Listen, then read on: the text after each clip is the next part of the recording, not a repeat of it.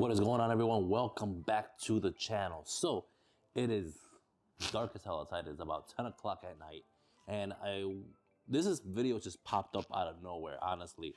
We're gonna be working on the 4Runner today. We're gonna be doing some stuff on the 4Runner. I'm actually gonna be upgrading the radio or the head unit that's in there.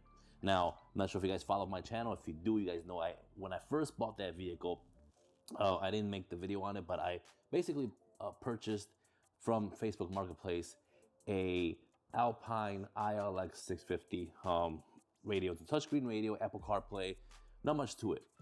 Love the radio, I've had it on there for a year and a half. Apple CarPlay works great, everything works awesome with that radio, but I need to upgrade the radio, and the reason I need to upgrade it is for the simple fact that the radio has only Apple CarPlay, and that's it. When I'm in my 4Runner, and sorry for the poor lighting here, I'm outside right now, we're walking to the 4Runner, but when I'm in the 4Runner, I'm usually going to get my daughter in Chicago, and I live out in Aurora, and I do that 3 times a week, where my daughter gets, my wife drops off my daughter in Chicago for somebody to watch her for a few hours while our work shifts overlap. Happens about between 3 and 2 times a week, and the drive from Aurora to Chicago is about a good 45 minutes to an hour, depending on traffic. Now, we get back in the car, my daughter wants to watch her cartoons in her iPad. Problem with it is that now all of a sudden she's becoming dependent on the iPad, and all she wants to do is be on that iPad. And I don't want to basically raise a child that's constantly just all on an iPad, constantly on her phones, constantly looking down and things like that, like some kids are. So what I'm actually going to be doing is upgrading this radio to the Sony ax5600. I believe that's the name of the radio. Now, that radio is actually a pretty nice radio. Came out, I believe, in 2021. It is an upgrade from the 5500. What that radio does, and it's touchscreen. It has Apple CarPlay, but it also has phone or screen mirroring.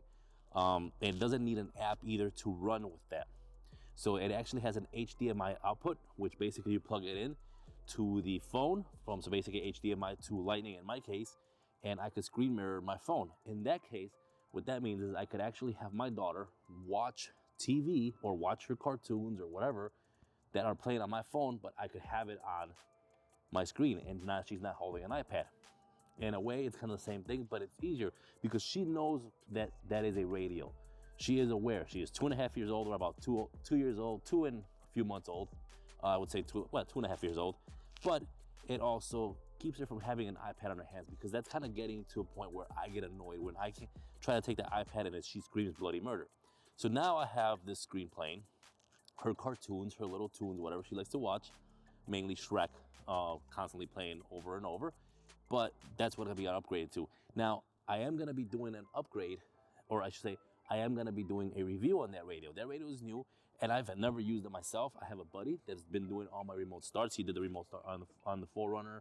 He's done the remote start on all my cars, and he does audio installations. And he's the one actually getting me the radio for the car. So I will be doing a review on that radio once I get it in the car. But right now, I'm going to go ahead and take this radio out of here at 10 o'clock at night. And tomorrow, I'll see you guys when I pick up the new radio and unbox it. All right, so here's what we're left with. Pretty much the whole dash torn apart once again. Wires everywhere. Control units everywhere for the new radio, but everything hooks back up in here. Of course, this is the wiring mess that I'm gonna have to figure out when I get the new radio. Now, one thing is I am not a radio installer by any means. I always have issues with this. I did 2 radios on 2 cars in my lifetime. They worked out fine, but they're just a pain for me to figure out. People that do this on a daily basis figure this thing out a lot quicker than I would. So hopefully the install is not that hard when I put everything back together. But there it is. So that's what I'm left with. My dash completely torn apart. Of course, this car is not going to be driven tomorrow. I will be taking the wife's car to work and to get the new radio. So, and then I will be back, like I said earlier, when I have the new radio and I install it back on the car.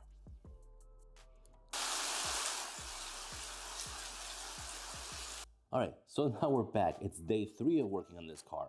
Where I left you guys off a little bit ago was basically where I took the radio off. You guys saw how everything was apart. Well, something unfortunate happened.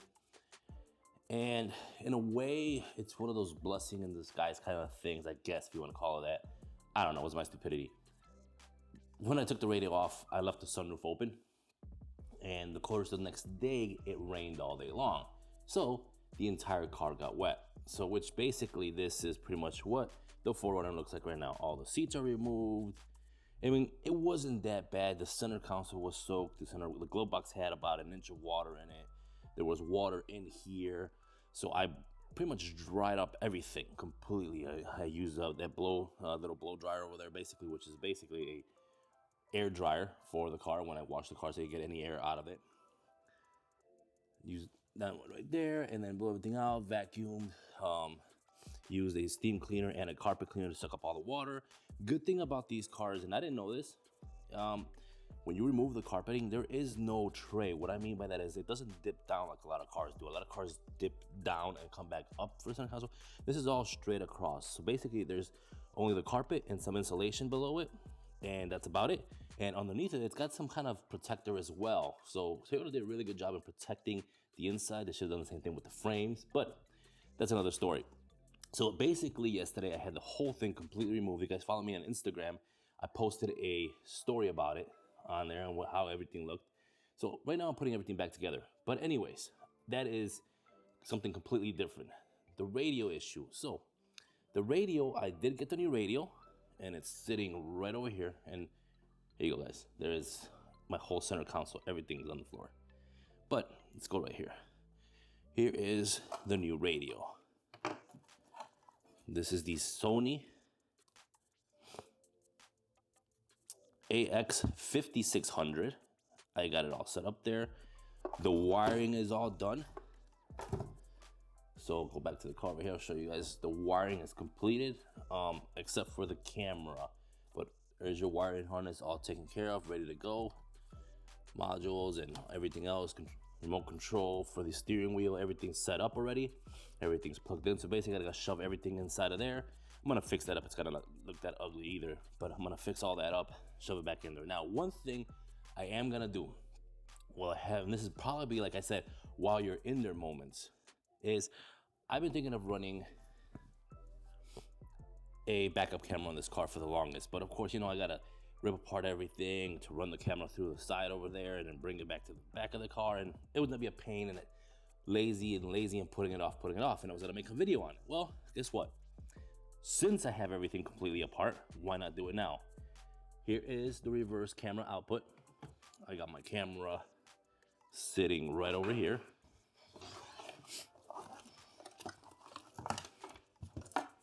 Here's the camera. Here's the wiring. So I'm gonna run everything right now while we have it all out. Now, another thing I'm gonna tell you guys, and again, I'm not gonna show every single thing I'm gonna do here. Basically, I'm gonna put everything together off camera, because if not, it's gonna be a very long video. So here's what I'm trying to do with this car.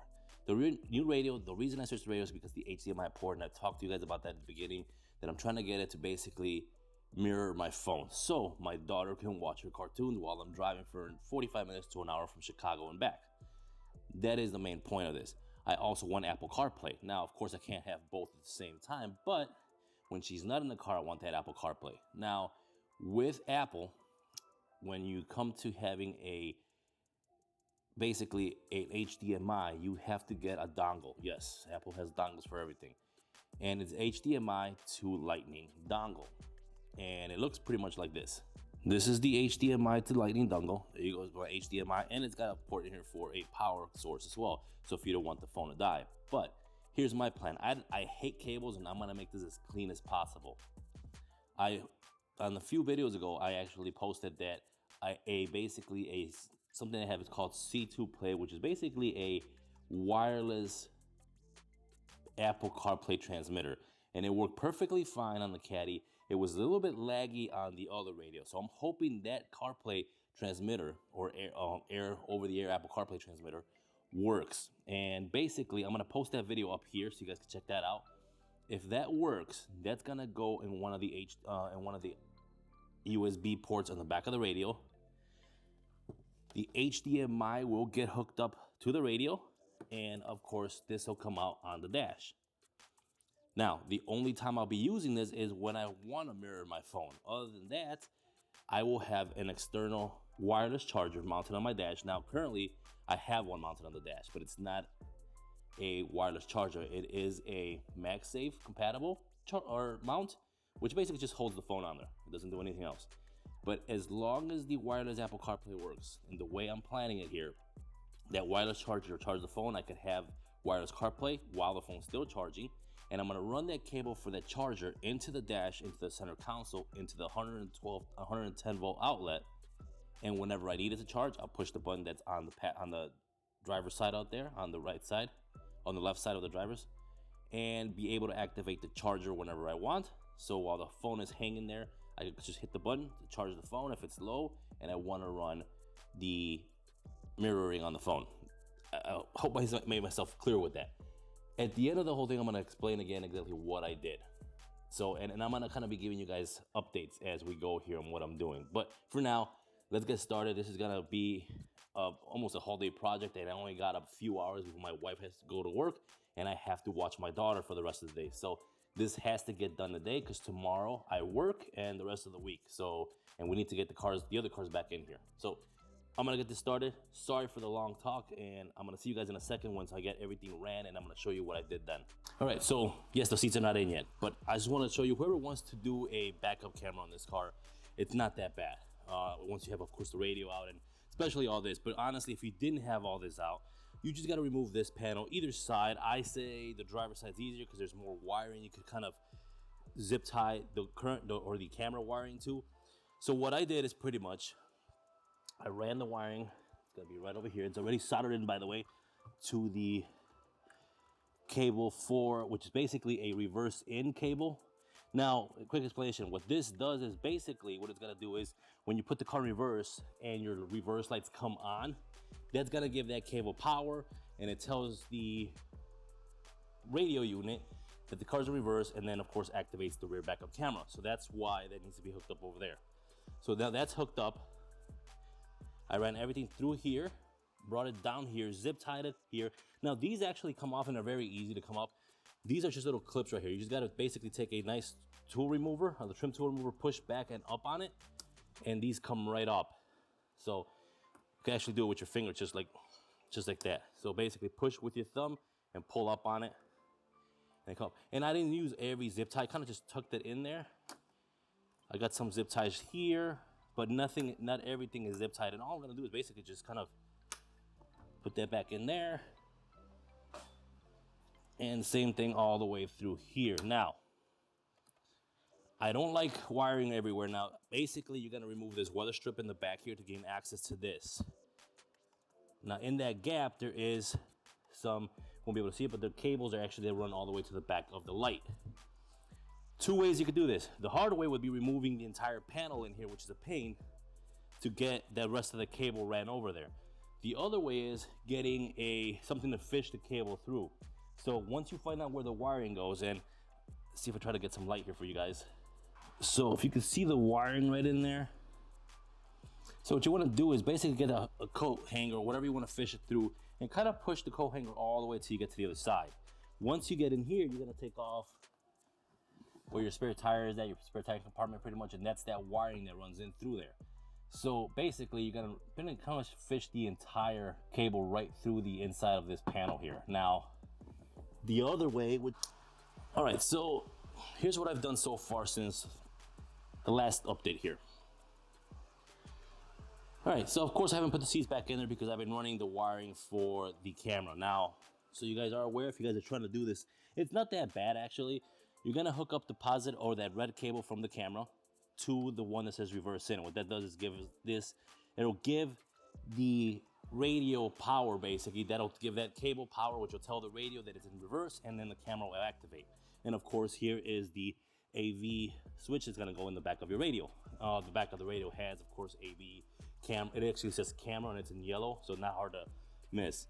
Then I ran the cable all through the top here, pretty much brought it down through here, all through the top, and down this area right here, which is gonna be covered up, all the way to the back here. Now, I stopped here because either I'm gonna have to fish this through here, and there is, of course, through the rest of the wiring right there, what you guys can see right in there. and it's gonna come out the back end over there, or I'm gonna remove all these panels to properly run it, and that's probably what I'll do because I get very tedious when it comes to wiring. Now, of course, I might not get this done today because again, I only got a limited time to put this whole car back together and make it drivable again. And of course, I want my radio working, but I am gonna have all the connections done behind the radio. So even if I leave those cables in the back exposed, I'll get that done in another day. For you guys, it'll be in the same video, but for me, it'll be in another day, probably within a week because I work all week. So anyways, let me go ahead and get going with this because I'm running out of time here and I gotta get this whole car reassembled. So the 4Runner is finally completed. And again, I kind of cut out where I left it, where I was running the cable for the camera in the back, and I didn't record everything else for the simple fact that between work, picking up my daughter, and just a couple other things going on personally, I couldn't really have the time to record. I was basically just kind of working off camera with everything, but I am gonna show you guys the final results right now. And I'm gonna show you guys exactly what I did. I took a bunch of pictures as I was doing everything, so it's gonna be a lot of slides and me kind of voicing over everything. But right now, let's go to the car and show you exactly how this works. And with this new radio, with the HDMI output, with the mirroring, and of course the Apple CarPlay and the Bluetooth, and just the radio in general, as well as the backup camera. And then we'll talk about exactly what I did and what issues I ran into when I was doing this. All right, before I show you the inside and what it works like, let me show you guys how it looks back here. So there's the camera. That's the backup camera. I also upgraded the license plate light to these LEDs while I was back there. Now the problem was basically the original lights on there were pretty much, the bolts were rusted on. I couldn't get them out and they weren't working. So basically I ended up having to drill the bolts out and kind of do some repairs on there to basically get them to work. But that is the install right there. That's the backup camera. And the way it was ran,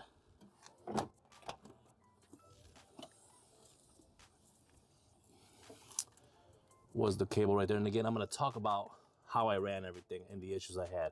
But let's go inside of the truck here and show you guys how everything works. All right, so let me explain how, for now, everything's wired. I'm gonna explain how I ran everything, all these cables. So you're gonna see all these cables sticking out, and it's not the prettiest sight, believe me. I try to make this as minimal as possible, and I'm gonna explain why there's so many cables out here. What I have here is the HDMI dongle, which is basically HDMI to Lightning with an option to charge, which is this white cable here from Apple. This is for the Apple CarPlay, and of course I have my mount right here. Now that is not a charger mount, this is just a MagSafe mount that just holds the phone in place. Then there's another USB in here. This is a USB, this is the USB 2. I have it sitting in here. This one's almost kind of useless, I'm gonna call it. The primary USB for the radio is in here. It's right in here. I got it ran through the center console, comes out here, hooks up to this cable, which is this cable here for the Apple CarPlay. And this other charging cable you see here, this is for this cable right here, which charges the phone when I'm mirroring the phone. This HDMI is hooked up to the back of the actual radio itself. So I'm gonna kind of explain everything and how everything was run, but let me show you the features on this radio right now. And again, it's the Sony ax5600. We're gonna put the phone right there for now. Now the radio was also updated to the new software, whatever was the latest software.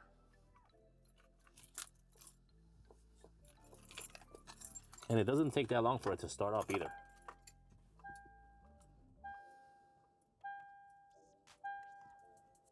Few seconds. Starts up. All right, so here's how it works. So pretty much this is the radio. Now you guys can see my logo for my channel on there.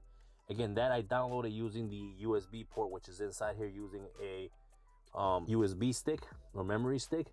It has to be less than 32 gigs of storage. And of course the picture has to be formatted to a JPEG for it to fit on here. But this is the actual thing. This is how it looks. Now here, we'll go to the home screen right here. USB port 1, USB port 2. The port 2 is the one in the cigarette lighter holder or ashtray holder on the side of the shifter here. Now, the way this whole setup here works is this way. So the phone I hook up here. Now let's just say I want to do Apple CarPlay. I hook it up to this cable here. The phone unlocks, and of course, Apple CarPlay pops up here in just a second. There's my Apple CarPlay. So, and there's the Apple CarPlay once the phone hooks up. And again, it's pretty quick once it gets hooked up. So you can just unplug it and plug it back in, and it pretty much almost instantaneously detects it and goes right into Apple CarPlay. And it's pretty responsive, so it's not like laggy or anything like that. Really responsive when it comes down to stuff. So now that's Apple CarPlay. Of course, everything works perfectly fine in Apple CarPlay. Mirroring the phone. Now we gotta move into this cable, which is the one with the dongle. Plug that in here. We're gonna slide over to HDMI. Give it a second, and there's the phone mirroring right there. Now, of course, it takes the mirror in portrait mode. Now, when you want to go, and let's just say we're gonna go into YouTube here, and there it is. Now we're gonna watch a video. Of course, whatever video you want to watch, we'll put one of mine's on there. But as soon as you go inside of the phone, you don't have to turn the phone orientation of the phone or anything. It automatically gets you the full picture on there. And that is pretty much it. You can control everything from the actual phone, of course. And there you have it. That's mirroring the phone. Of course, you could do YouTube. You could do, let's go to Apple TV here just for fun. There's Apple TV. I'm going to play something really quick, but I'm going to get out of it.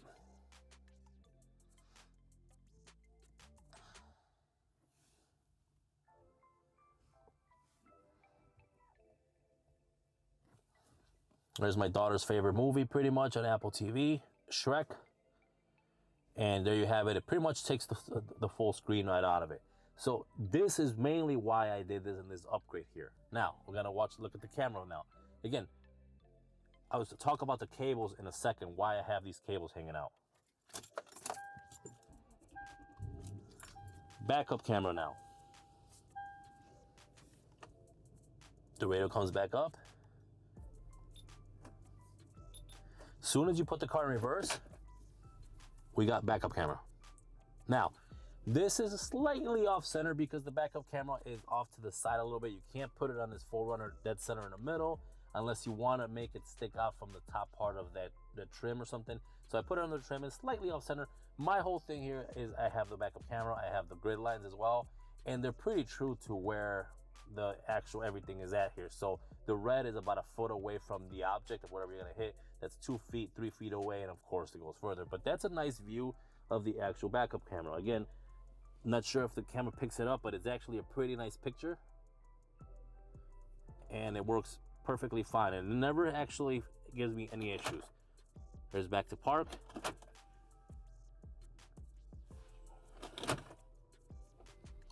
And I never have an issue going into the backup camera. And I'm going to show you guys exactly how I hook that up.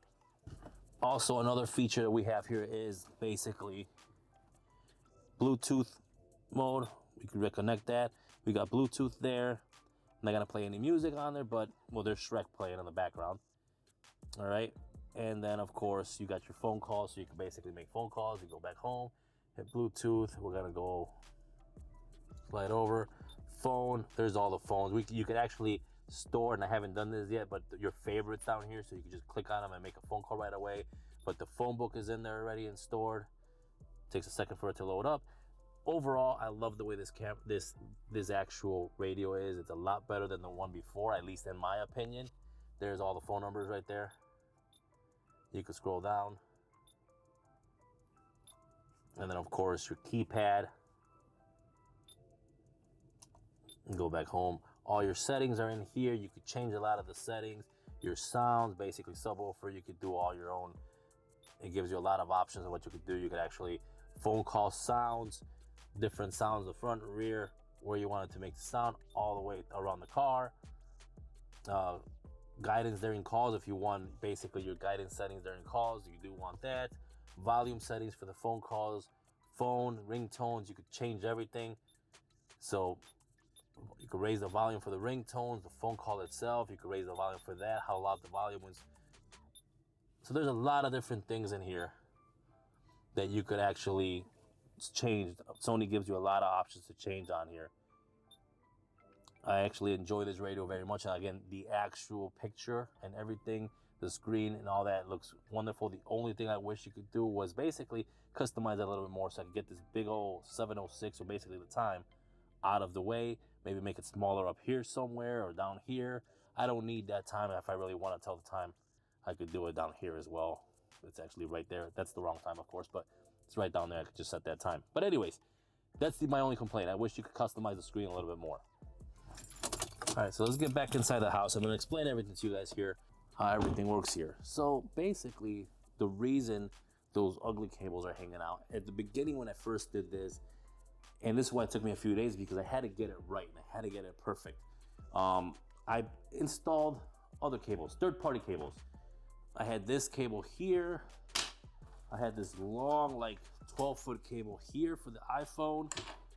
Then I had another HDMI that I was running, just, you know, making everything longer. Basically, everything at the beginning when I first finished this whole thing was in the center console. All the connections were in the center console. Everything was hidden in that area underneath the phone holder or the phone magnet, whatever you want to call it.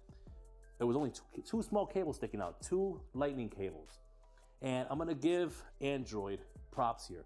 So Android people rejoice, because I'm a big Apple fanboy. And honestly, with Androids, you can use a lot of third-party cables and I have an issue. Apple specifically wants to use their cables.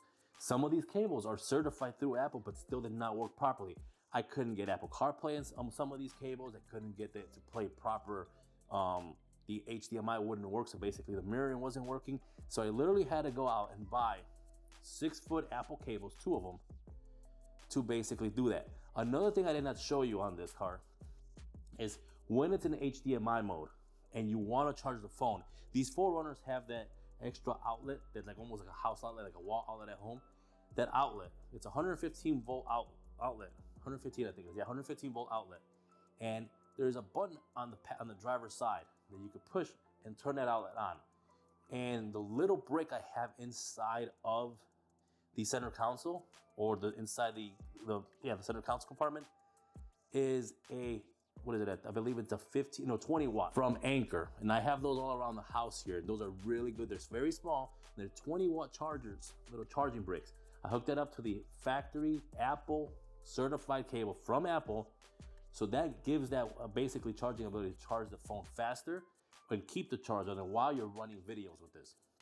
When you got it hooked up to the HDMI, or I'm sorry, to the USB 1, and you're running Apple CarPlay, you don't need to worry about that because it's automatically charging off the USB from the radio. But when you got it running with that dongle that Apple loves to sell, I don't know why Apple just couldn't make a dongle that has the HDMI and let it charge through the same thing and have one little cable. And it's, by the way, it's about that big, so you had to buy an extension cable. That's why those cables stick out so bad, and it's got this dongle just sitting out there, because that's the best way that I can get it to work. Believe me, I've tried everything to just have 2 small cables hanging out and nothing worked. Extensions, adapters, nothing worked properly with this dongle for the HDMI mirroring for the radio. So I do like the way it looks. I don't like how all those cables are hanging out, but that is the best way I could do them. I do have all the cables hidden and ran through the center console, which is good. I don't have cables just hanging off everywhere. But just that is the only thing that bothers me. It's just that I have an extra dongle hanging out there. But other than that, the radio is awesome. I love the way it turned out. And I love the way just the resolution of the radio and everything else, how responsive the radio is on top of that. But anyways, let me go back a few steps now and talk about exactly what it took to get to this point. Because I know there's some people on the 4Runner page that have been asking me that they've been trying to run cameras and having issues, because there's an issue you run into when you run a camera on this car. And I didn't know about it until a few days ago. So let's go ahead and rewind for a little bit before we finish this video up. Once you got all the wiring ran through, so again, what I did, I removed the panels to make it easier on myself. You don't have to, you can just fish it through there, but what I did is remove the panels. You're gonna bring your negative and positive wire for your camera through here. You're gonna look for the connector that is hooked up to your tail light and unhook that, and look for this wire. It is gonna be a red and yellow wire. That is your backup wire. You're gonna take your positive wire for your camera and pretty much tap into that wire. That's what's gonna give power to your backup camera. there is a ground wire up this panel here. It's hooked up by a 10mm. You can't miss it. Hook up the black wire to that. So the way I ran my wiring is basically I unclipped this rubber insulator or rubber tubing here where the main harness runs through. Then I took apart the BCM. I basically took these 4 bolts out, and this is a secondary BCM. Unplugged the BCM and pretty much kind of let it hang down. Now here's the thing with this BCM. Once you unplug this thing, you're gonna have to unplug the battery because you're gonna have to reset. If not, the door hatch will not work when you basically hook everything back up. I took a coat hanger. I ran the coat hanger on the inside of the trunk lid, which you can see the coat hanger in there. So there's a coat hanger hanging off the inside of the lid. You can see the BCM hanging there. And there it is coming up on the other side, of course, right by where the insulator or the rubber tubing is at for the main harness that comes from the factory. I ran the wiring through here. I cut a small, very small slit on the side of it. I didn't want to run it through the inside of the tubing, so I ran it on the outside. And same thing, I cut a small slit on this part of it and basically just kind of ran it in through there. So pretty much what it'll look like is basically a bunch of wires and your secondary BCM kind of just hanging down like this. Again, it is unplugged, so make sure you disconnect the battery before you do this procedure, because if not, your door hatch will not work when you hook it back up. This is what it looks like. Now I did make it all pretty. I put another basically wiring insulator over this and then kind of zip tied it to the factory one so it doesn't look that ugly. Now after this, you're gonna basically take, there's 4 10mm bolts holding on to your trim piece that is on your trunk where basically your license plate lights rest. Now mine were all rusted like I said earlier, so I had to drill everything out. This is me basically replacing the license plate lights. And then of course I made a small hole and put in my camera on either side of these plate lights. And this is pretty much what the final product looks like. All right, so I've been talking for a while now, explaining how everything works. And again, I did not record this step by step, but I gave you guys as much as information I could with pictures so you guys know what's going on. But that's pretty much the gist of it. That is how do you install a backup camera onto this vehicle, and probably one of the best radios out there that you get for under $500, honestly. I don't want a massive radio. I know Sony has some new ones, some new style radios with like the big tablets on there. I don't want anything like that. I want something that fits on the dash and looks almost factory. And this is the best way to go. And I think, honestly, my opinion, this is probably the best radio out there that you could actually have an HDMI to mirror your phone with and be able to drive without having any other issues or any other connections. And of course, it works seamlessly like it from the factory that way. So I hope you guys enjoyed the video. If you did, give it a big thumbs up. Don't forget the subscribe button. I know this was all a big talking video and stuff like that, but I hope you guys got some information from it and it helps you guys on trying to install cameras or even an aftermarket radio on this vehicle. And maybe you choose this radio. Now, everything I talked about in this video will be down below on the link and also up here. You click on that and just support the channel. I'll see you guys on my next video. Peace.